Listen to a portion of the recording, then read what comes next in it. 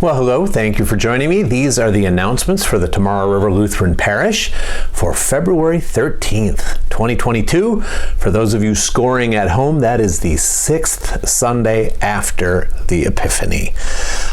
Just a very few announcements this week. We had the annual meetings of the church last week. I'm pleased to report that they were constructive and peaceful and dignified, that we, of course, met quorum in both churches, that we had candid conversations about the financial expenditures of the past year, and that we made plans for this year and years to come.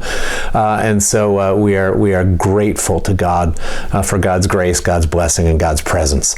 I am not in charge of such things, but my belief is that in the very near future there will be a special congregational meeting called for the Nelsonville congregation. We are working on that, and as soon as we have our ducks in a row, I believe that either the president or the council of Nelsonville will call this special congregational meeting to finish some of the business from the annual meeting. Again, the rules are that if there's a special congregational meeting, nothing can be brought forward from the floor, so you will know in advance what the questions are, and you'll have the opportunity to think about them and to get the information you need to vote well, however you believe God's will indicates. And so that's coming, but right now, just to say that the annual meetings went very well indeed. We continue to have 3 opportunities for in-person worship each week. The councils wondered about whether or not it was time to relax our masking policies. That will be on the agenda at the March meeting. And of course, you're aware that cruise lines in some countries and a few states have begun to relax the mandates. And so with God's blessing, perhaps that day is not too far from us as well.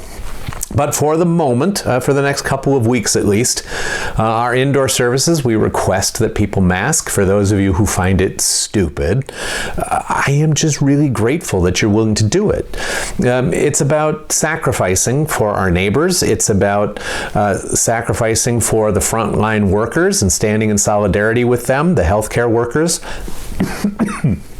And so I am really grateful that you're willing to suspend your freedom and your sensibilities for the sake of someone else. Our outdoor service doesn't have any masking requirements, doesn't have any requirements of any kind. Come, bring a lawn chair, sing as loud as you want, stand as close as you want, wear whatever you want. It will be good to see you. The prayer list, it's always up on the top right corner of the web pages. We have, pardon me, we have 3 families in the initial stages of grief, and so I hope that you will continue to reach out to them, to pray for them, and to support them as you see them around town. There is a woman connected to the parish who has suffered a massive stroke, and family is still learning about what a recovery path might look like. But at the moment, we're just going to leave it at that level of anonymity and ask that you would be praying for her and for them. The rest of the names on the list you've seen before, and so I continue to commend them to you, to your care, and for your prayers.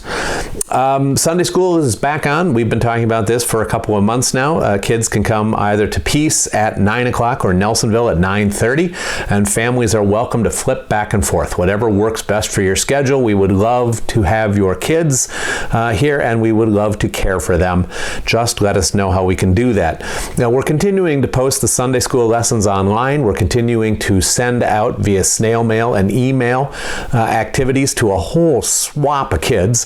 If your kids are getting them and you don't want them anymore because you're coming to in-person Sunday school, let us know.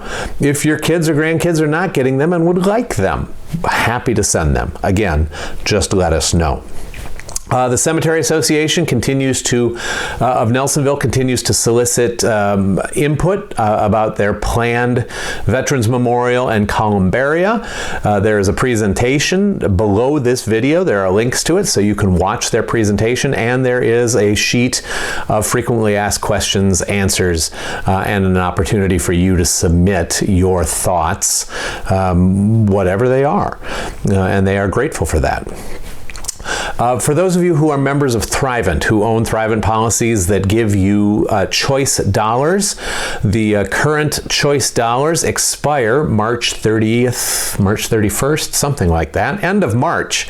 And so both Peace and Nelsonville are set up and equipped to receive those choice dollars, and both churches are grateful if you remember them in that decision. So just go on Thrivent.com and log in and allocate your choice dollars, and I thank you in advance for thinking of the churches. There are a lot of other announcements below this video, a lot of other things that you can be thinking about and learning about, but for our purposes here, we'll let it go for today. It is always good to see you. I hope that our distance from one another is coming to an end soon, and that the God who has sustained us and kept us through this and so many other things will very shortly bring us back together. You take care. Be well. I look forward to seeing you soon. Bye-bye.